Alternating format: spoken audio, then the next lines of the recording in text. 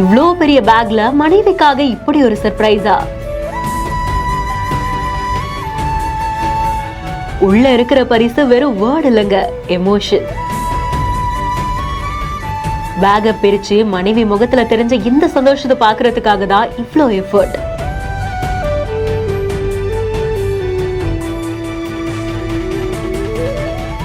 Topper lucky அப்படின்ற ஒரு Instagram பேஜ்ல தான் இந்த வீடியோவை ஷேர் பண்ணிருக்காங்க.